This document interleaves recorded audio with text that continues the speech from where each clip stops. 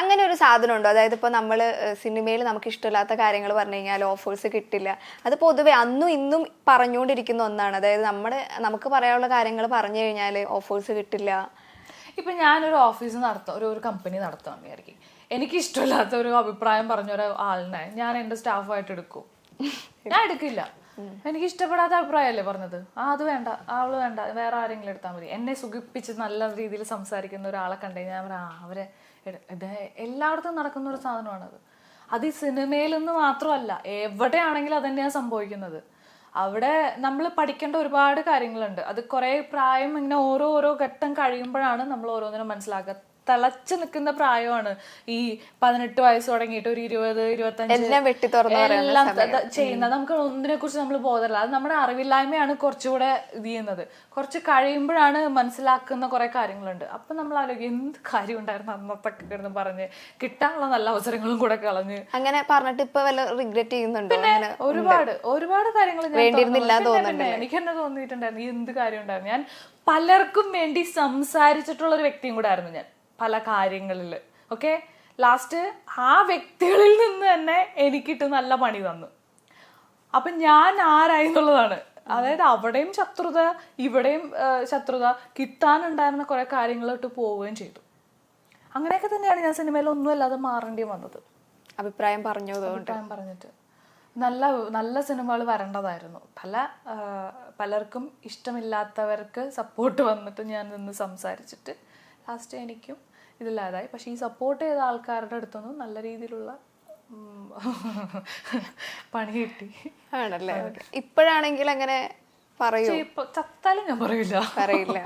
ഇപ്പൊ ഞാൻ അഭിപ്രായമേ പറയില്ല. ഞാൻ എന്തിനാ അഭിപ്രായം പറയുന്നത്? എനിക്ക് എന്തെങ്കിലും നേട്ടം ഉണ്ടോ? അതുകൊണ്ട് നമ്മൾ ആർക്ക് വേണ്ടി സംസാരിച്ചിട്ടും ആരുടെ അടുത്തൊന്നും നന്ദി പ്രതീക്ഷിക്കരുത്. നമ്മൾ ആർക്ക് വേണ്ടി അങ്ങനെ പ്രതീക്ഷിച്ചിട്ട് സംസാരിക്കാം. ഈ പറയുന്ന പലരിൽ നിന്നുള്ള അനുഭവം കൊണ്ട് ഞാൻ പറയുന്നതാണ്. ഞാൻ ഇനി ഒരിക്കലും എനിക്ക് എൻ്റെ കാര്യമാണ് ഏറ്റവും ഫസ്റ്റ് പ്രയോറിറ്റി. ഞാൻ എൻ്റെ ഫാമിലി, അത് കഴിഞ്ഞിട്ടേ ഉള്ളൂ വേറെ എന്തും തിരിച്ചറിവുകളല്ലേ. അതെ, ദൈവമേ ഇതൊക്കെ വന്നു ലാസ്റ്റ് ഞാൻ ഇനി ഒന്നുകൂടെ എയറിൽ കയറണം. പിന്നെ അതുപോലെ ഇപ്പൊ എല്ലാത്തിനോടും റിയാക്ട് ചെയ്യുന്ന പറഞ്ഞോണ്ട് ചോദിക്കുകയാണ്. ഇപ്പോൾ ജ്യോതിനെ സംബന്ധിച്ചിടത്തോളം ഒരുപാട് സോഷ്യൽ മീഡിയയിലൊക്കെ സൈബർ അറ്റാക്കും റൂമേഴ്സും ഒക്കെ വരുന്നതാണ്. ഈവൻ ഹസ്ബൻഡിനെ പോലും വെറുതെ വിട്ടിട്ടുണ്ടായിരുന്നില്ല. പക്ഷെ അതിനൊക്കെ ഭയങ്കര റിയാക്ട് ചെയ്തിട്ടുണ്ട്. അപ്പൊ ഓരോ വീഡിയോസ് കൂടെ റിയാക്ട് ചെയ്തിട്ടുണ്ട്. പണ്ടൊക്കെ ചെയ്യുമായിരുന്നു, ഇപ്പൊ ഒന്നുമില്ല. ഒരിക്കൽ ഞാൻ ലാസ്റ്റ് റിയാക്ട് ചെയ്തത് ഒരു സ്വർണ്ണക്കടത്ത് കേസ് എന്നൊക്കെ പറഞ്ഞു. അതെ, ഹസ്ബൻഡിന്റെ.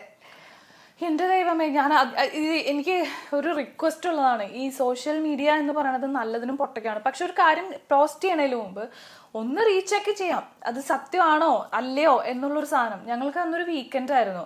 അന്നൊക്കെ ഫ്രൈഡേ ആണ് അവിടെ അവധി ഉണ്ടായിരുന്നത്. ഇപ്പോഴാണ് സാറ്റർഡേ സൺഡേ വന്നിരിക്കുന്നത്. അപ്പോൾ ഒരു ഫ്രൈഡേ മോർണിംഗ് ഞാൻ രാവിലെ, നമ്മളെപ്പോഴും വീക്കെൻഡ് ആകുമ്പോൾ ലേറ്റ് ആയിട്ട് എഴുന്നേക്കുള്ളൂ. അപ്പം അന്ന് സ്വാഭാവികം ഞാൻ 10 മണിയായപ്പോഴാണ് എഴുന്നേക്കുന്നത്. ആദ്യം ഹസ്ബൻഡ് എഴുന്നേറ്റ് പോയി. അപ്പം ഞാനിങ്ങനെ ഫോൺ തപ്പി എടുത്ത് ഇങ്ങനെ നോക്കിക്കഴിഞ്ഞപ്പോൾ എനിക്ക് കുറേ മെസ്സേജസ് വന്നിരിക്കുവാണ്. എന്താ സീൻ, എന്താ കാര്യം എന്നൊക്കെ ചോദിച്ചിട്ട്. അപ്പം ഞാൻ നോക്കിക്കഴിഞ്ഞപ്പം തന്നെ സ്വർണ്ണക്കടത്ത് കേസിൽ ജ്യോതി കൃഷ്ണയുടെ ഹസ്ബൻഡ്. അപ്പം ഞാനടുത്ത് ദൈവമേ, ഇങ്ങനെ ഇപ്പം തന്നെ പോയതാണല്ലോ, ഇനി ഇതിൻ്റെ ഇടയിൽ അറസ്റ്റ് ചെയ്തോന്നൊക്കെ ഞാൻ ചാടി എഴുന്നേറ്റ് ചെന്ന് നോക്കിയപ്പില്ല, ബാത്റൂമിലുണ്ട്. ആദ്യം ഫണ്ണായിരുന്നു, ഞങ്ങൾ ചിരി എന്തുവാടേ എന്നൊക്കെ പറഞ്ഞിട്ട് ആളുകൾ വിളിക്കുമ്പോൾ ഞങ്ങൾ കോമഡി ആയിട്ട് പറയണു. പക്ഷെ കുറച്ച് നേരം കഴിഞ്ഞപ്പോൾ സീൻ മാറാൻ തുടങ്ങി. ഷെയർ ചെയ്യലും മറ്റേതും മറിച്ചതും ചീത്തവിളി തെറി. ലാസ്റ്റ് ആയപ്പോഴാണ് ഇതിന്റെ സീരിയസ്നെസ് മാറി എന്നുള്ളത് മനസ്സിലായി. അപ്പൊ ഇനി എന്ത് ചെയ്യും? പോലീസിൽ കംപ്ലൈന്റ് ചെയ്യണം, അല്ലാതെ വേറെ നിവർത്തിയില്ലല്ലോ. അവിടെ നിന്നുകൊണ്ട് എന്ത് ചെയ്യാനാണെന്ന് അറിയില്ലേ. ഇവിടെ ആയിരുന്നെങ്കിൽ നമുക്ക് എന്തെങ്കിലും ചെയ്യായിരുന്നു. നേരെ ചെന്നു, ദുബായ് പോലീസിൽ ചെന്നു, അവിടെ കംപ്ലൈന്റ് ചെയ്തു, ഇത് ചെയ്തു. എല്ലാം കഴിഞ്ഞ് ഇറങ്ങിയതിന് ശേഷം ഞാൻ ലൈവ് ഇട്ടുള്ളൂ. ഇത് ചെയ്തു കഴിഞ്ഞു ഇങ്ങനെ പറയാന്ന് പറഞ്ഞിട്ട്. അപ്പൊ അത്രയും ഗ്യാപ്പ് വന്നില്ലേ സമയം. രാവിലെ ഇത് നടന്നു, വൈകുന്നേരം ഞാൻ ലൈവ് ഇടുമ്പോൾ പറഞ്ഞു അവനെ പോലീസിൽ നിന്ന് ഇറക്കിയിട്ടാണ് ലൈവ് ഇട്ടത്. ഞാനായിട്ട് ഒരു ബന്ധമില്ല. അത് വേറെ ഏതോ ഒരു അരുൺ ആനന്ദ് എന്ന് പറഞ്ഞിട്ട് ഏതോ ഒരു ആളിനെയായിരുന്നു. അപ്പൊ അരുണിന്റെ പേര് അരുൺ ആനന്ദ് രാജ എന്നാണ്. അവരുടെ ഫാമിലി ഫുള്ള് ഗോൾഡാണ് അവിടെ ആലപ്പുഴയില്. അരുണിന്റെ അമ്മയുടെ ബ്രദേഴ്സിന് ജ്വല്ലറിയാണ്. ഓട്ടനെ കണക്ട് ചെയ്തു. അവർക്ക് അവിടെ ഫോൺ, മാമന്മാർക്ക് എന്താ ഇത് നിങ്ങളുടെ ഇവിടെ ഇങ്ങനത്തെ സ്വർണ്ണോട് ഉപയോഗിക്കണം എന്നൊക്കെ പറഞ്ഞിട്ട് അന്ന് ഞാൻ പ്രതികരിച്ചു. പിന്നെ നിർത്തി. ഒരു കാര്യമില്ല, നമ്മൾ നമ്മുടെ സത്യസന്ധതയാണെങ്കിലും പുറത്ത് പറഞ്ഞിട്ടൊന്നും ആളുകൾക്ക് അത് വിശ്വസിക്കാൻ താല്പര്യമില്ല. അവർക്ക് നമ്മുടെ നെഗറ്റിവിറ്റി അത് കാണാനും അതിനെക്കുറിച്ച് സംസാരിക്കാനും. ഇപ്പോഴും എൻ്റെ ഒരു ഫോട്ടോയോ അല്ലെങ്കിൽ എൻ്റെ ഒരു വീഡിയോയോ ഒക്കെ വരുമ്പോൾ അതിന്റെ താഴെ വരുന്ന കമന്റ്സുകൾ വായിച്ചു കഴിഞ്ഞാൽ സത്യം പറഞ്ഞു കഴിഞ്ഞാൽ നമുക്ക് ഒരാഴ്ച ഉറങ്ങാൻ പറ്റാത്തൊരു ഫീല് വരും. പക്ഷെ ആദ്യമൊക്കെ ഭയങ്കര ബുദ്ധിമുട്ടുണ്ടായിരുന്നു. റിപ്ലൈ കൊടുത്തിട്ടുണ്ട് അങ്ങനെ എന്തെങ്കിലും? ഇല്ലല്ലോ. ഒരു വീഡിയോയ്ക്ക് താഴെ ഞാൻ ചെന്ന് റിപ്ലൈ ഇട്ടിട്ടുണ്ടായിരുന്നു. അതായത് ഹസ്ബൻഡിനെ ചീത്ത വിളിച്ചു കഴിഞ്ഞപ്പോൾ എനിക്ക് ഇഷ്ടപ്പെട്ടില്ല. എന്നെ എന്ത് പറഞ്ഞു കഴിഞ്ഞാലും ചേട്ടാ നിങ്ങൾ പറഞ്ഞു, അതുകൊണ്ട് നിങ്ങൾക്ക് സന്തോഷം കിട്ടുന്നുണ്ടെങ്കിൽ, നിങ്ങളുടെ കുറച്ച് ഫ്രസ്ട്രേഷൻ അതുകൊണ്ട് തീരുന്നുണ്ടെങ്കിൽ എനിക്കതിൽ സന്തോഷമേ ഉള്ളൂ എന്ന് പറയില്ല, നിങ്ങൾ ഹാപ്പി ആയില്ലേ എന്ന് പറയില്ല. പക്ഷെ ഫാമിലിയിൽ വന്ന് പറയുമ്പോൾ അതെനിക്ക് ഇഷ്ടപ്പെടാറില്ല. ഹസ്ബൻഡിനെ അല്ലെങ്കിൽ മോനിപ്പം ഇംഗ്ലീഷ് പറയുള്ളൂ എന്ന് പറഞ്ഞിട്ടുള്ള എൻ്റെ ഒരു റീസെൻ്റ്ലി കൊടുത്തൊരു ഇൻ്റർവ്യൂവിൻ്റെ താഴെ കുറേ ഇത് വന്നു. അത് ഞാനിങ്ങനെ ആലോചിച്ചു, സംസാരിക്കണോ വേണ്ടയോ എന്ന് പറഞ്ഞിട്ട്. കാരണം അവനതൊരു ഒരു പ്രശ്നമായിട്ട് വന്നിരിക്കുന്ന ഒരു സാധനമായിരുന്നു. ഇപ്പം ഞങ്ങൾ തലകുത്തി എന്നും പറഞ്ഞ് മലയാളം പഠിപ്പിക്കുന്നുണ്ട്. പക്ഷെ പിക്ക് ചെയ്യും, അവൻ ഉറപ്പായിട്ടും മലയാളം പഠിക്കും. പക്ഷെ അതിന് വന്നിട്ട് എന്തൊക്കെ കമൻസ് ആയിരുന്നു എന്നറിയോ. ഞാൻ കൺട്രോൾ ചെയ്ത് എപ്പോഴേലും തോന്നിയിട്ടുണ്ടോ സോഷ്യൽ മീഡിയ ഒന്ന് കൺട്രോൾ ചെയ്യണം? ഉറപ്പായിട്ടും ചെയ്യേണ്ട ഒരു കാര്യമാണ്.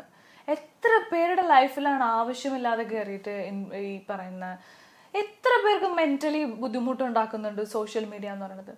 ഒന്നും നമുക്ക് അറിയാത്ത ഒരാളിനെ, ഒരു ഭംഗിയില്ലാത്ത ഒരു സ്ത്രീ ഒരു അറിയാത്ത രീതിയിൽ ഒരു പാട്ടുപാടി ഒരു വീഡിയോ പോസ്റ്റ് ചെയ്തു, അല്ലെങ്കിൽ തന്നെ ഒരു പുരുഷൻസ് ചെയ്തു, എന്തൊക്കെ കമന്റ്സ് അതിന്റെ താഴെ വന്നു. നമുക്ക് അവരെ അറിയോ? ചിലപ്പോൾ ഏറ്റവും നല്ല സ്വഭാവമുള്ള ഒരു വ്യക്തിയായിരിക്കും, അത് പാവമായിരിക്കും. അവരൊക്കെ നമുക്കറിയാതെ എന്തൊക്കെയാ കാണിച്ചു കൂട്ടുന്നത്. ഇതൊന്നും അഭിപ്രായ സ്വാതന്ത്ര്യം എന്ന് പറഞ്ഞിട്ടുണ്ടല്ലോ, ഒരുപാട് ആവുന്ന ഫീലാണ് എപ്പോഴും തോന്നിയിട്ടുള്ളത്.